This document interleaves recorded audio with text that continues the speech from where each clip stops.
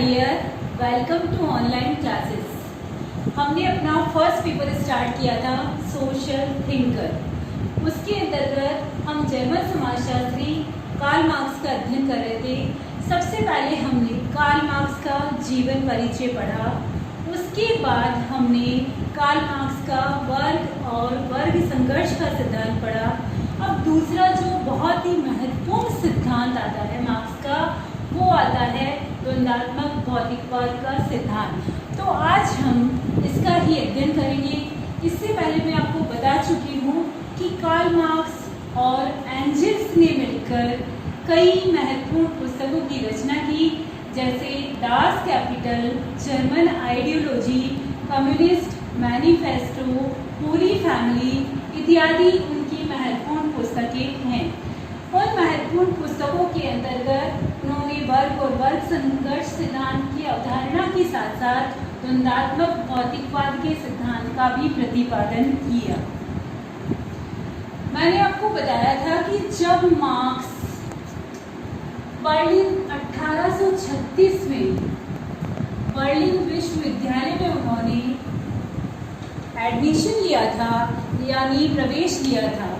बॉन विश्वविद्यालय से जब मार्क्स ने बर्लिन विश्वविद्यालय में प्रवेश लिया था, तो उस समय बर्लिन विश्वविद्यालय में हीगल के विचारों का प्रभाव था। हीगल के विचारों का प्रभाव था।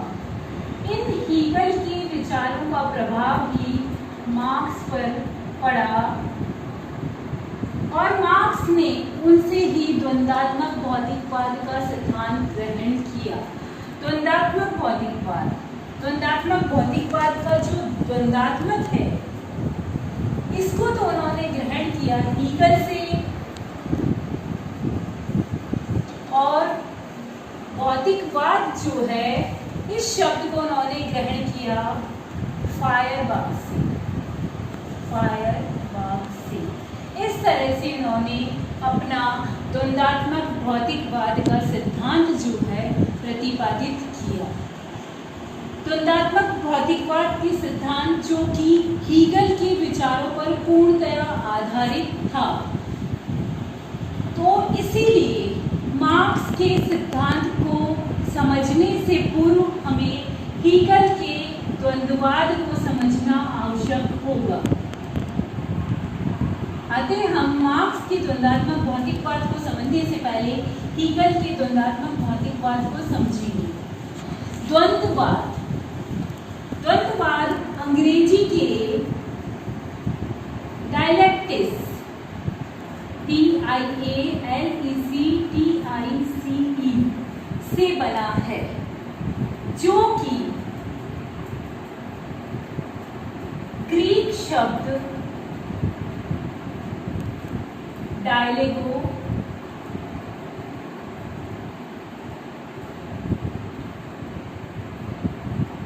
से बना है।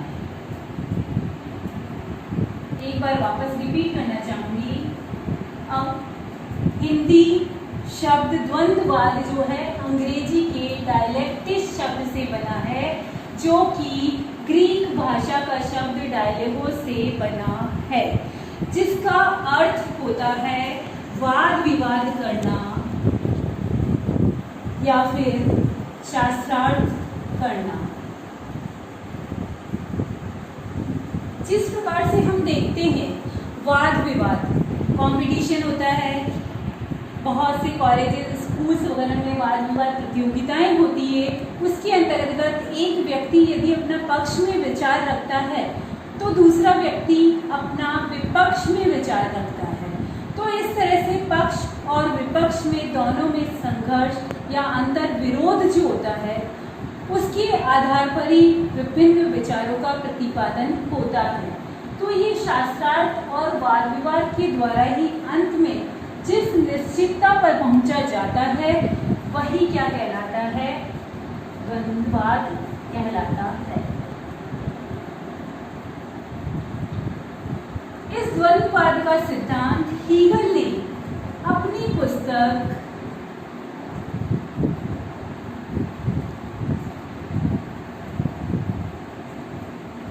फिलोसॉफी ऑफ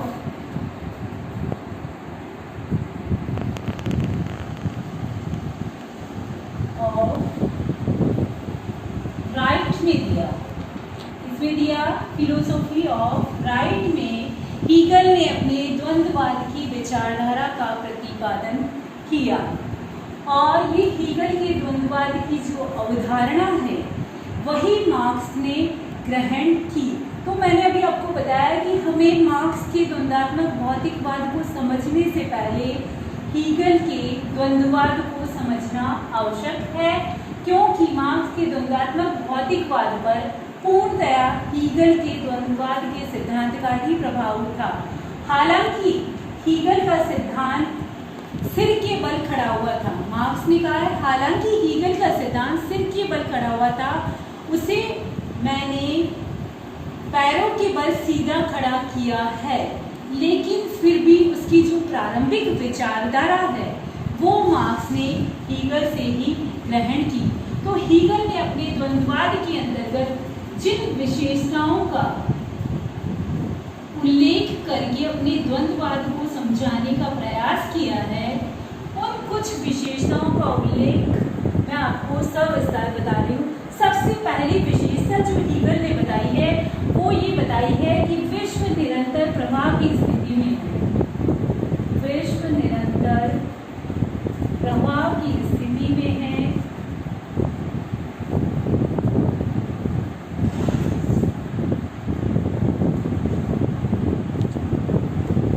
और ये वाद, प्रतिवाद और संवाद से गुजरता है।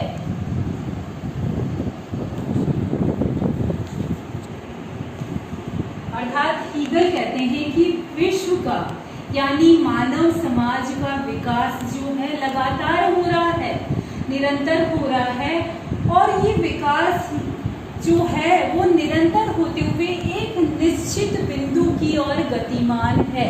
यानी जिस तरह से मानव समाज का विकास निरंतर हो रहा है और एक गति या बिंदु की ओर बढ़ रहा है, उसी तरह से विश्व निरंतर प्रवाह की स्थिति में है। इस विशेषता को उन्होंने कुछ उदाहरणों के द्वारा समझाने का प्रयास किया है, जैसे वाद, प्रतिवाद और संवाद। एक त्रिभुज के रूप में बना के मैं आपको बता रही हूँ कि इस तरफ जो है वाद है, ये प्रतिवाद है, और ये जो ऊपर वो है संवाद है। उन्होंने ये बताया कि मानव समाज में या विश्व में सबसे पहले जो स्थिति आती है वो वाद की स्थिति आती है, और वाद के पश्चात प्रतिवाद की स्थिति आती है। क्यों आती है? क्योंकि वाद अर्थात मैंने आपको बताया वाद विवाद, वाद उत्पन्न होगा तो उसके बाद में विवाद उत्पन्न होता है।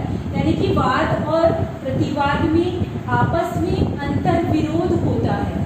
उन अंतर विरोधों की वजह से ही जो चीज उत्पन्न होती है वो कहलाती है संवाद।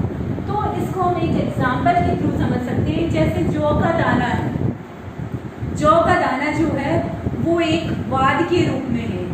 उसको जब बो दिया जाता है जमीन में तो वो नमी की वजह से प्रस्फुटित होता है और वह प्रतिवाद के रूप में हो जाता है। और प्रतिवाद के बाद उसकी भी अंतर विरोधी स्थिति उत्पन्न होती है, यानी वो पौधा बन जाता है और उसमें फल और फूल लगते हैं और वापस बीज के रूप में परिवर्तित होता है। तो वह वापस कौन सी स्थिति में आ जाता है? वाद की स्थिति में आ जाता है। तो इस प्रकार उन्होंने ये समझाने का प्रयास किया है कि मानव समाज का जो विकास है या विश्व का जो निरंतर विकास हो रहा है वह हमेशा वाद, प्रतिवाद और संवाद की स्थिति से गुजरता है। एक इसे समझाने के लिए उन्होंने एक तितली का उदाहरण भी दिया है।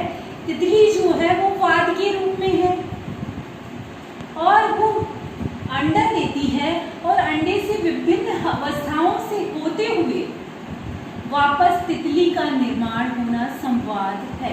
यानी तितली वाद है, उसने अंडा दिया, अंडा देने वाली जो स्थिति है यानी वाद की अंतर विरोधी स्थिति जो है वो है प्रतिवाद, और फिर बाद में वापस उसका संवाद के रूप में परिवर्तित होना यानी तितली बन जाना संवाद है। तो वाद, प्रतिवाद और संवाद ये तीनों स्थितियां जो है विश्व को निरंतर आगे की ओर बढ़ाने के लिए विश्व के विकास में अत्यंत आवश्यक होती है। हाँ, एक एग्जाम्पल हम चट्टानों का भी ले सकते हैं। चट्टानें जो है वाद के रूप में है, वो धूप, गर्मी, वर्षा इत्यादि से टूटकर समुद्र में बह जाती है। वो स्थिति हम उसकी प्रतिवाद कह सकते हैं और वापस उनका समुद्र में जाकर इकट्ठा होना और चट्टान के रूप में परिवर्तित होना संवाद की स्थिति को बतलाता है।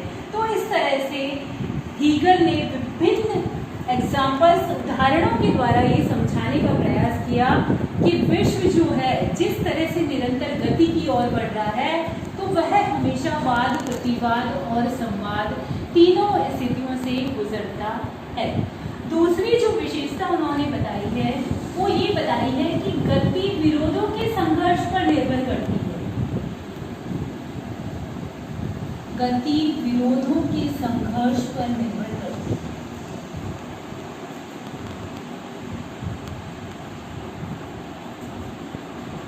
अर्थात फर्स्ट जो हमने पॉइंट पढ़ा उसमें भी यही था कि एक स्थिति यदि वाद है, उसका विरोध उत्पन्न होता है तो वो संवाद बनता है, फिर उसका विरोध होकर वो प्रतिवाद बनता है और प्रतिवाद से फिर संवाद की स्थिति उत्पन्न हो जाती है।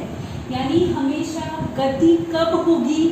जब विरोध होगा, तभी व्यक्ति आगे बढ़ेगा, मानव समाज आगे बढ़ेगा। अर्थात गति तब आगे बढ़ेगी जब उसमें लगातार विरोध के बीज पनपेंगे। इसका उन्होंने इस गति को बताने के लिए उन्होंने चुंबक का उदाहरण दिया है। उन्होंने बताया है कि चुंबक में दो ध्रुव होते हैं, नॉर्थ एंड साउथ, यानी उत्तरी ध्रुव और दक्षिणी ध्रुव। आप चाहे चुंबक के कितने भी छोटे टुकड़े कर लीजिए, उसमें नॉर्थ और साउथ, उत्तरी ध्रुव और दक्षिणी ध्रुव हमेशा मौजूद रहेगा। हालांकि वे एक दूसरे के विपरीत हैं, लेकिन उनको कितने भी छोटे टुकड़ों में बांट लीजिए आप, लेकिन फिर भी आप उनको अलग नहीं कर सकते हैं। तो इसीलिए उन्होंने इस उदाहरण के आधार पर यही समझाया कि गति हमेशा विरोधों के संघर्ष पर निर्भर करती है। विरोधी है ध्रुव, फिर भी एक दूसरे का साथ नहीं छोड़ पाते हैं और वो चुंबक के रूप में हमेशा निर्मित रहते हैं। हीगल ने तीसरी विशेषता जो बताई है वो ये बताई है कि द्वंद्ववाद या विश्व का जो विकास है उसके अंतर्गत हमेशा मात्रात्मक से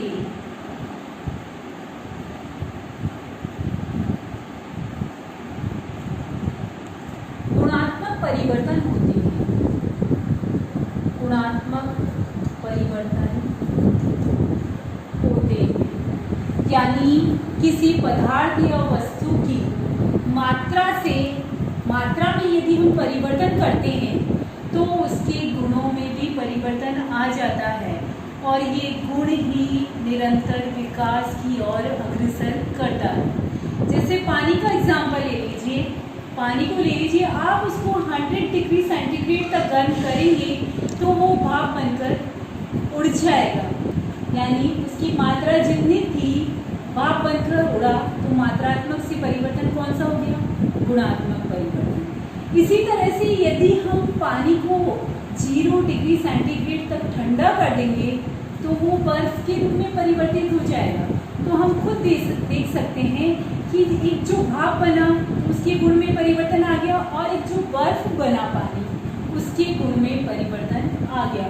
तो हीगल ने बिल्कुल सही बताया कि हमेशा पदार्थों की जो गति है उसमें या पदार्थों में जो है मात्रात्मक से हमेशा गुणात्मक परिवर्तन होते हैं।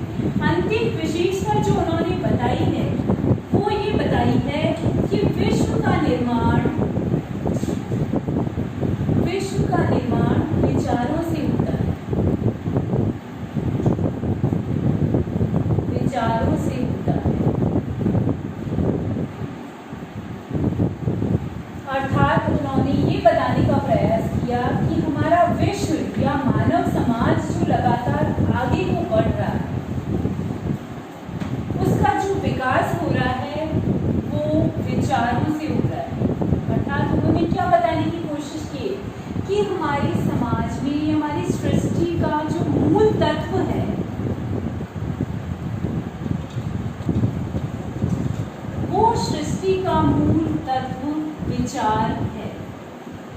और इन विचारों से ही सृष्टि का या विश्व का निर्माण होता है।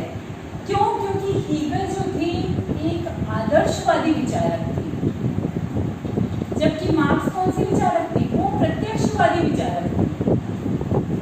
किंतु हीगल कैसे विचारक थे? आदर्शवादी विचारक थे। इसीलिए उन्होंने विश्व का विकास किसके आधार पर माना है? विचारों के आधार पर माना है। उन्होंने ये कहा है कि हमारे विश्व का विकास या सृष्टि का मूल तत्व जो है वो क्या है? विचार है।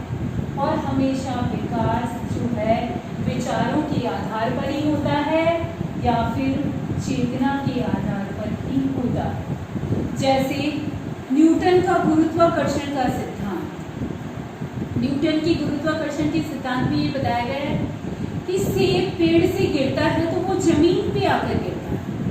यानी न्यूटन ने ये देखा कि सेब गिरता है पेड़ से तो जमीन पे आता है, तो वो जमीन पे ही क्यों आता है? पृथ्वी पर ही क्यों आता है? क्योंकि पृथ्वी में कोई ऐसी गुरुत्वाकर्षण की शक्ति है, इस वजह से सेब धरती पर ही गिरता है। तो इस तरह से न्यूटन ने गुरुत्वाकर्षण का जो नियम था उसको प्रतिपादित किया था। तो हीगल ने वही बताया है कि सबसे पहले न्यूटन ने सेब को जमीन पर गिरते हुए देखा होगा, इसीलिए उसके मन में ये विचार आया होगा।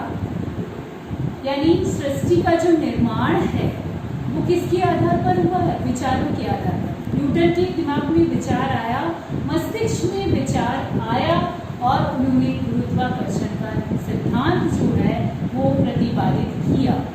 इस प्रकार हीगल ने अपने इन विभिन्न विचारों के द्वारा या फिर ये कहते हैं कि द्वंद्ववाद की विभिन्न विशेषताओं के द्वारा अपने द्वंद्ववादी विचारों को प्रस्तुत किया और बताया कि इन सभी के आधार पर ही, यानी दो तत्वों के विरोधी अंतर विरोध या संघर्ष की वजह से ही हमारे समाज का निर्माण होता है और वर्तमान में जो हमारा विश्व जो है निरंतर विकास की ओर आगे बढ़ रहा है। यानी एक निश्चित बिंदु तक जो विश्व गतिमान है, उन सब का कारण जो है मुख्य रूप से विचार ही है।